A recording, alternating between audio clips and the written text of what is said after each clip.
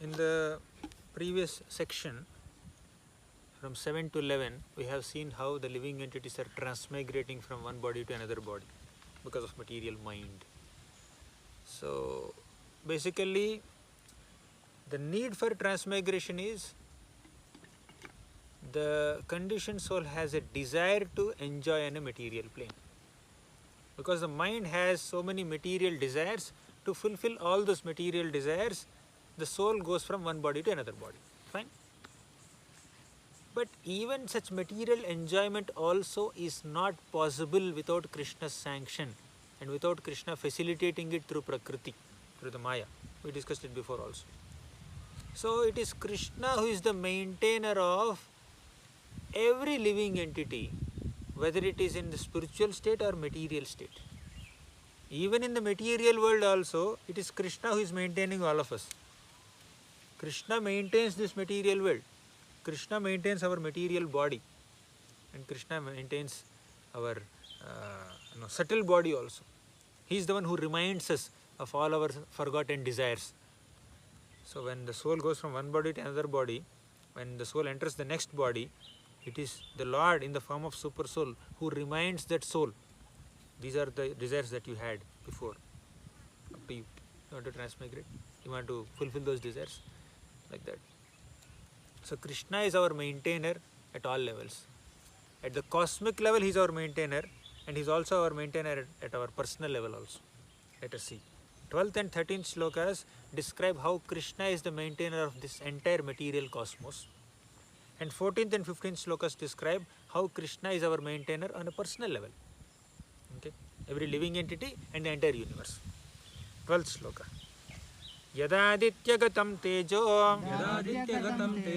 jagadbhasayate khilam yachandramasi yachagno tattejo viddhimamakam yadadityagatam tejo jagadbhasayati akhilam. Okay. The splendor of sun, jagadbhasayate means entire jagat, the universe is illuminated by Aditya, sun god. Okay, so Krishna is the source of that light of sun also. Okay, tat tejo vidhi mamakam, that is mamaka, my teja. The sun is emanating light because Krishna empowered the sun to emanate light.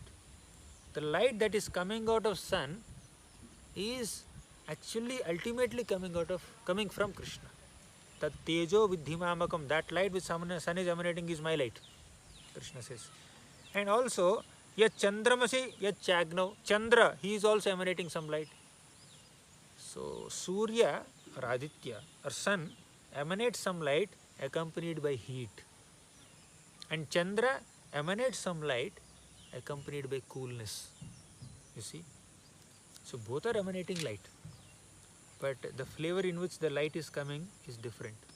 One is hot, one is cool. Okay, sun is emanating hot light. Moon is emanating cool light. Moon's light is very cooling and soothing. And sun's light is very hot and you sweat. Okay. So whether it is hot light or sweet light or what is it, cool light, Krishna who is the source of all that light. Tat tejo vidhimamakam. And not only that, Yacha Agnav. Agni means fire. Fire also emanates light. That light is also mine only. So sunlight is there, but you can't keep your rice on sun, under sun and then say boil. Okay? Sun will not emanate that kind of temperature. You have to put it on fire. So then your pakoda will be fried.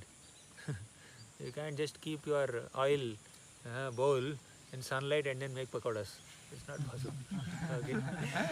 If the floor is so hot, still you can't fry a chapati there. You can't roast a chapati there. Fine. Unless it is super hot. Anyways, so Krishna is the source of the light emanated by sun, moon and fire. Okay. So thus at a cosmic level, Krishna is maintaining us through that heat. So we need that heat. We need that coolness. And we need that fire to eat food. And Krishna, okay, and we will come to the personal level little later from 14th sloka. So in the 12th sloka, how Krishna is the maintainer at cosmic level is mentioned here. So Prabhupada writes in this purport that the unintelligent cannot understand how things are taking place, but one can begin to be established in knowledge by understanding what the Lord explains here. Everyone sees the sun, moon, fire and electricity. One should simply try to understand that the splendor of the sun, the splendor of the moon, the splendor of electricity or fire are coming from the Supreme Lord Krishna. Krishna says here, Tat tejo vidhi mamakam. Understand, this is my teja, whatever they are emanating. So there are other details in the purport. Therefore, sunrise, fire and moonlight are so pleasing to the living entities. Without their help, no living entity can live. Can we live without sun? Can we live without moon? Just imagine this universe without the heat or light coming from sun and moon or fire. Life becomes difficult. So Krishna is our maintainer at the cosmic level. Krishna is maintaining all the living entities through sun, through moon and through the element of fire. So if we can understand that the light and splendor of the sun, moon and fire are emanating from the Supreme Personality of Godhead Krishna, then one's Krishna consciousness will begin. By the moonshine, all the vegetables are nourished. The moonshine is so pleasing that people can easily understand that they are living by the mercy of the Supreme Lord Krishna. 13th sloka. Gamavishya cha bhutani dharayamyaham ojasa pushnami chaushadhihi sarvaha somo bhutva rasatmakaha Gamavishya cha bhutani dharayami aham ojasa. So it is Krishna who enters into each and every planet. Okay. Gam means the planets. Avishya cha bhutani. Avishya cha means Krishna enters. It is Krishna who enters into each planet, and by his energy he sustains all the living entities. Bhutani is living entities. So Krishna enters into every planet and sustains all the living entities. All the universes are coming from the bodily pores of who? Mahavishnu. And Mahavishnu expands himself as Garbhodakasaya Vishnu and enters into every universe. And thus he manifests all the planets, he maintains all the planets. And the Lord also expands himself as Kshirodakasaya Vishnu and stays within the hearts of every single living entity and then maintains them. So there are three super souls. One is Karanadakasaya Vishnu or Mahavishnu, who is the super soul of entire material realm. Second is Garbhodakasaya Vishnu, who is the super soul of one material universe. Like that there are so many material universes, hundreds and thousands and millions are there. Means millions of Garbhodakasaya Vishnus are also there. And Kshirodakasaya Vishnu is the super soul of individual living entity and individual atoms also. Okay. Next, Gamavishya cha bhutani dharayami aham ojasa. By his energy, he is dharayami, he is maintaining everything. Second line. Pushnami cha aushadhihi sarvaha somo bhutva rasatmakaha. And Krishna also becomes the sun and supplies the juice of life in all plants and vegetables. Aushadhihi sarvaha. So now all these plants are there, they are getting juice. All the vegetables are there, they are getting taste because of moonlight. Okay. So Krishna in the form of moon, he is nourishing all the vegetables and giving us taste when we are eating. Okay. So these are two more aspects.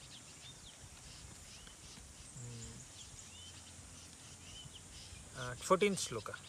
So basically we are eating food, we are getting light, we are getting heat, we are living on this planet only because of Krishna's energy. It is understood that all the planets are floating in the air only out of the mercy of the Lord, by the energy of the Lord.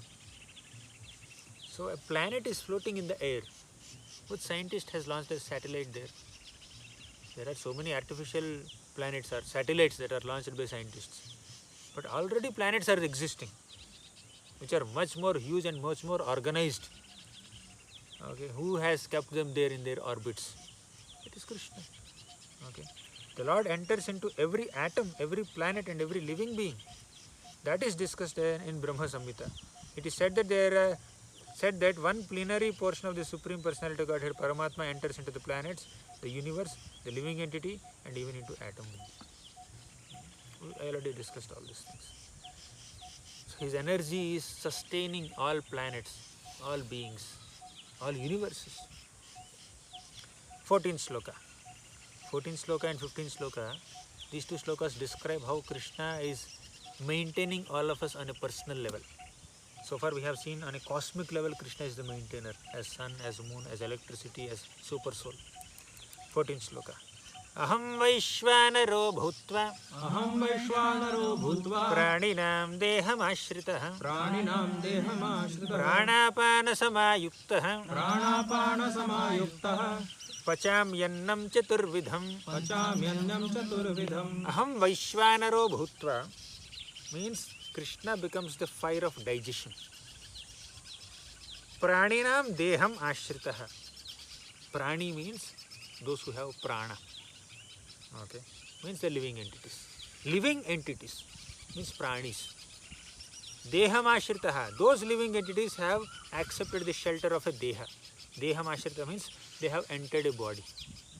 So when the living entity enters a material body and then eats some food, that food has to be digested, right? Krishna is the fire of digestion in that material body. Aham Vaishvanaro Bhutva Praninam Deham Ashritaha.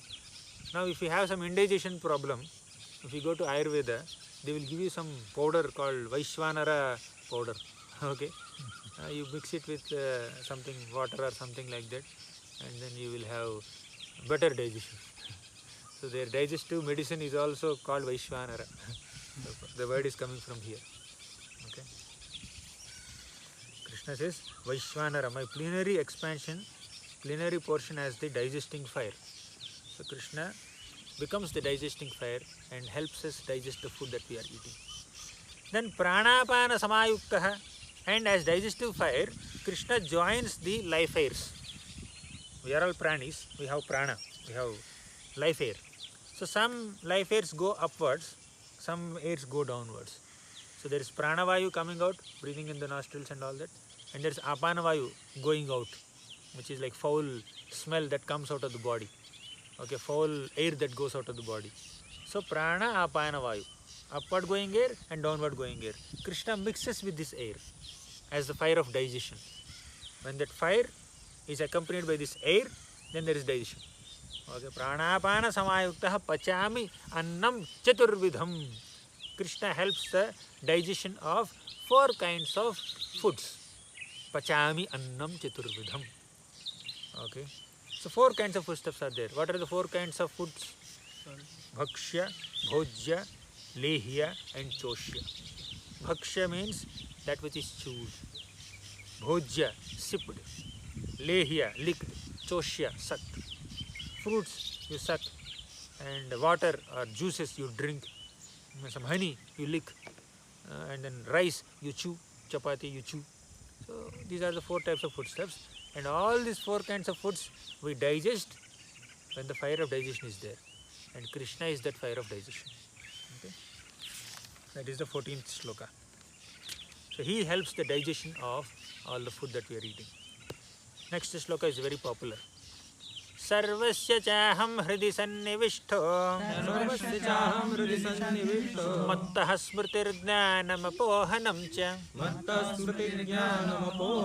vedaischa sarvairahameva vedyo vedanta kridveda videva chaham sarvasya cha aham hridi sannivishto. Krishna is seated in every single living entity's heart. Sarvasya means everyone's. Hridi means heart. Sannivishta means staying. Who? Aham. Sarvasya cha aham hridi sannivishto. Krishna says, I am staying in your heart. Okay. Mattaha, from me. Smritir comes remembrance. Jnanam comes knowledge. Apohanam, forgetfulness also. So Krishna stays within our hearts as super soul, and he gives us knowledge, forgetfulness and remembrance. Vedaischa sarvair ahameva vedyo. By studying all the Vedas, I am to be known. Means you become a well-versed scholar of the Vedas, but you don't know Krishna. Means you have not understood the Vedas only. Okay. So by studying all the Vedas, Krishna is to be known. Vedaischa sarvair ahameva vedyo. Vedanta krit. Krishna is the compeller of Vedanta. Veda videva chaham. Krishna is the knower of Vedanta also. Veda videva. He is the knower of Vedas. He is the compeller of Vedas. By studying all the Vedas, he is to be known. So these are the two things that Krishna says. One, as Paramatma, he initiates all our activities. Second, as the object of Vedas, he reveals all Vedic knowledge, and he is the one who is supposed to be known by all of us by studying Vedas. So the living entity actually forgets everything that happened in his past life. So when he comes to a new body, the super soul, the witness of all our activities, he will give us the remembrance of our previous desires. Okay? And the living entity starts his deeds. Thus the Lord is not only all-pervading, he is also localized in everyone's heart. Okay? He is there everywhere, but he is there within us also. And he is there in his planet also. Thus Krishna is there everywhere. As Bhagavan, he is there in his supreme spiritual planet.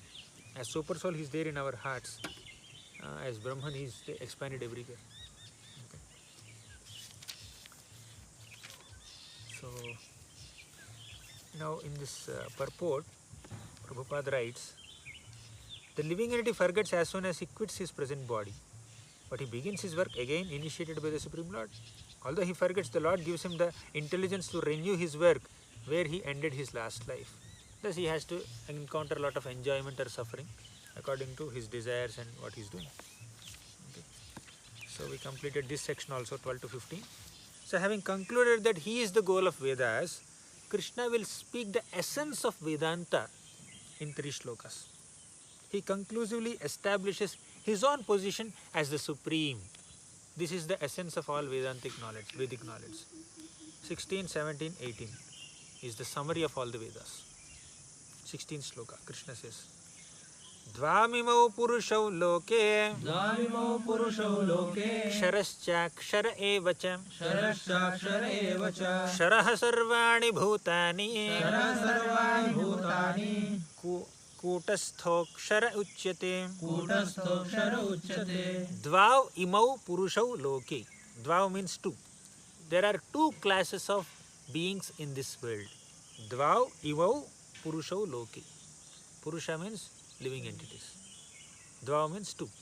Imau loke means in this material world. In this world there are 2 kinds of people. Who are they? Ksharascha akshara evacha. One is kshara, second is akshara. Kshara means fallible living entities. Okay? Who deviate from their true nature. Akshara means infallible living entities who never deviate. Okay? Ksharascha akshara evacha. Our true nature is to render service to God, to love God, okay, to be in the association of God. But some kshara living entities, they deviate from that nature. They fall off from their constitutional position as lovers of God or servants of God. They cannot stay in that position. That is kshara, fallible beings and infallible beings. Then ksharaha sarvani bhutani. In this material realm, everybody is fallible. Kutastho akshara uchyati. In the spiritual world, everybody is infallible. In the spiritual world, infallible living entities are there. In the material world, fallible living entities are there. Those who deviate from their original nature. Okay. So Prabhupada writes, those who are in oneness with the Supreme Lord, however, are called infallible. So this oneness is not impersonal oneness. Oneness does not mean that they have no individuality, but there is no disunity. Oneness is oneness in purpose. Okay. Oneness in mentality. Okay. So the Lord's opinion and their opinion are same. Okay. They are all agreeable to the purpose of creation. Of course, in the spiritual world, there is no such thing as creation. But since the Supreme Personality of Godhead, as stated in the Vedanta Sutra, is the source of all emanations, that conception is explained. Okay. So basically, you understood from the 16th sloka that there are 2 kinds of living entities. They are kshara and akshara. The 17th sloka. Uttamaha purushastvanyah Paramatmetyudahritah Paramatmetyudahritah Yolokatrayamavishya Yolokatrayamavishya Bibhartyavyaya Ishvarah Vibhartyaya Ishvarah Uttamaha Purushastu Anyaha. Anyaha means superior to these two people. Who are the two categories of people that Krishna spoke now? Kshara and Akshara, fallible and infallible people. Beyond these two, superior to these two, Uttamaha Purushastu Anyaha, there is a greater personality. There is Uttama Purusha. This is Kshara Purusha and Akshara Purusha in the previous sloka. In this sloka, there is Uttama Purusha. Who is that? Paramatmeti Udahritaha. He is the super soul, Paramatma. Udahrita means it is said that he is Paramatma. He is called like that as Paramatma. Yolokatrayam avishya vibharti avyaya ishvaraha. Lokatrayam avishya, that super soul enters into these three worlds. Trayam avishya. He enters in the three worlds. Vibharti avyaya ishvaraha. Vibharti means he is maintaining. He is avyaya, inexhaustible. Ishvara, he is the Lord. That inexhaustible Lord enters these three worlds and maintains this entire universe. Fine? So, fallible living entities, infallible living entities. Both are jivas. And beyond these two jivas, there is super soul, Paramatma, which is a partial expansion of the Supreme Lord Krishna. Okay? So, two classes of beings. So, conditioned living beings are Kshara. Liberated living entities are Akshara. Both are jivas. The position of supporting and protecting the universe cannot refer to conditioned jiva because he cannot perform such actions. Now, certainly, a conditioned living entity cannot maintain the material world. He is entangled in the material world. Okay. It cannot refer to liberated jiva also because he is devoid of interaction with the world. Liberated person is there in the spiritual world. How can he be maintaining the material world? So, it can refer only to the Supreme Lord. No one can surpass the Supreme Lord, neither the conditioned soul nor liberated soul. Whether you are a liberated living entity or a conditioned living entity, you are never equal to the Supreme Lord or Super Soul. Fine? So, the Lord is Nityo Nityanam Chetanas Chetananam Eko Bahunam Yavedadhati Kamam. There are so many eternal living entities. He is the eternal amongst the eternals. He is the supreme living entity. 18th sloka. Yasmat ksharamati-toham aksharaadapi chottamaha atosmi loke vedecha prathitaha purushottamaha yasmat ksharamati-toham aksharaadapi chottamaha. So, definitely the super soul or Paramatma is superior to Kshara and Akshara living entities. That's established. Now there is a person who is beyond this Kshara, Akshara and Paramatma also. Okay. Yasmat Ksharamati-toham Aksharaadapi chottamaha. Okay. Because I am transcendental, superior to both fallible and infallible, I am the greatest. Krishna is speaking about himself now. He used the word aham here. I am the greatest. I am superior to Kshara and Akshara. Atosmi loke vedecha prathitaha purushottamaha. Okay. I am celebrated in the Vedas and all the words as Purushottama, the supreme person. This chapter is also called Purushottama Yoga. He is the Uttama Purusha. So the Supreme Lord Krishna is even beyond this Paramatma also. So Krishna spoke about Paramatma, who is the object of worship of all yogis in the 17th sloka. Now Krishna speaks about his own self, who is Bhagavan, who is the object of worship of all devotees, bhaktas. Bhaktas perform bhakti yogi and worship Bhagavan Krishna. And yogis meditate on the super soul through Ashtanga yoga. Okay, through Dhyana yoga. So Paramatma is above Kshara and Akshara living entities, and Bhagavan is above Paramatma also. Okay. So Krishna will now speak about the position and disposition of a person who has assimilated the essence of these Vedas. So now these three shlokas, 16, 17 and 18 are speaking the essence of Vedas. So Vedas speak about these 4 categories of people. Basically the Jiva and the Lord. But the Jivas are of 2 types, liberated souls and conditioned souls, Kshara and Akshara. And the Lord is originally Bhagavan and he expands himself as Paramatma. So both are Lords. So these are the 2 topics in the Vedas. Right? Then, if you have understood this essence of Vedas, the 19th sloka, Krishna says, Yo mam evam asammudho janati purushottamam sasarvavid bhajati mam sarvabhavena bharata yo mam evam asammudho janati purushottama. Whoever knows me as the Supreme Personality of Godhead, Purushottama means best of all pure persons. Such a person is asammudha. Asammudha means one who is not bewildered. A person who knows Krishna as the Supreme Lord, as Purushottama, is unbewildered person. So he has no doubts about the Lord. So sarvavid bhajati man, after knowing that Krishna is the Supreme Lord, what does he do? Bhajati mam. He worships Krishna. He performs devotional service unto Krishna. So sarvavid, such a person is the all-knower. Not like a super soul who is the all-knower, but he knows the essence of everything. So sarvavid, he knows everything in proper perspective. Bhajati mam, and he also performs worship of Krishna. Sarva bhavena bharata, in all respects. Sarva bhavena means in all respects. His worship is not restricted to one time, one place and one flavor only.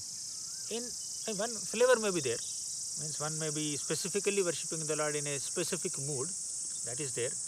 But at all times, in all ways, right,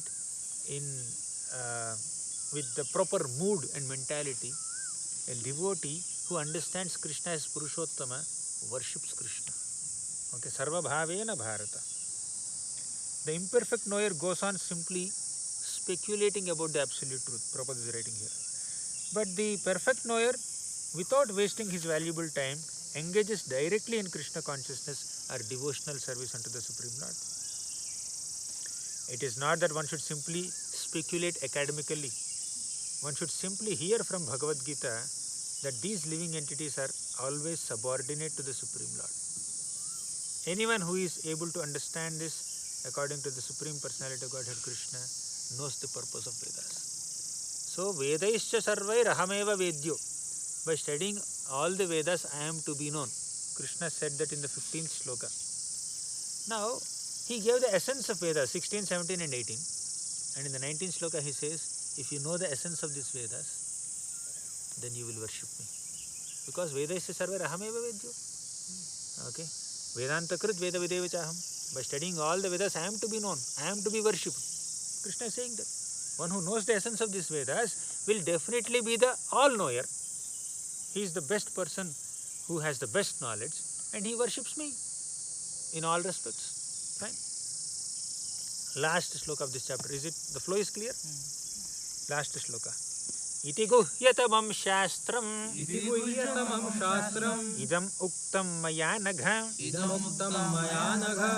etad buddhva buddhiman syat kritakrityascha bharata iti guhyatamam shastram.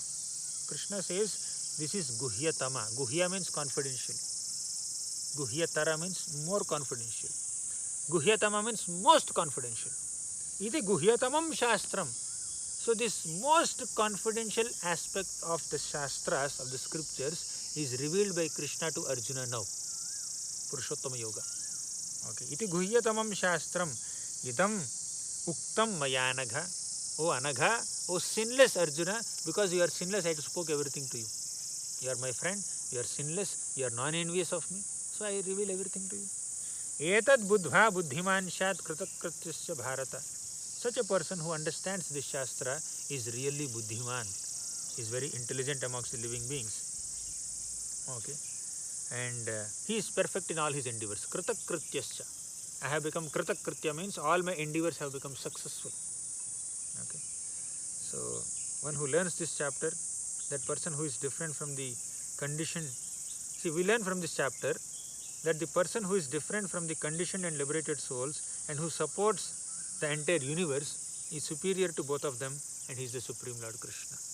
Krishna is Purushottama, is the best of all Purushas.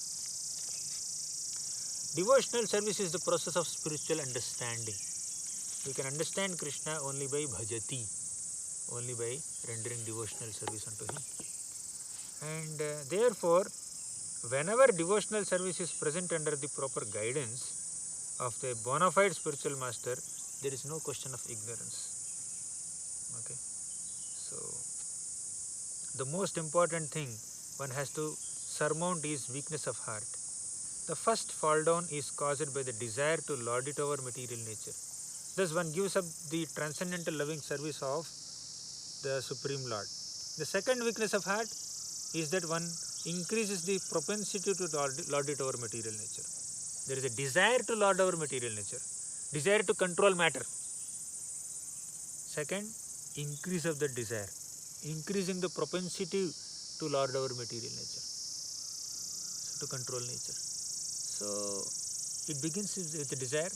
When you are exercising the desire, you get an opportunity or facility to do that controllership mentality. Then later, you increase that. It will keep on increasing. And increasing the propensity to control nature means increasing your tenure in this material world and increasing your suffering. Okay. The problems of material existence are due to these weaknesses of heart. In this chapter, the first 5 verses describe the process of freeing oneself from these weaknesses of heart. And this chapter is called Purushottama Yoga. So we completed the 15th chapter of Gita. Thank you all very much. Srimad Bhagavad Gita ki jai, Srila Prabhupada ki jai.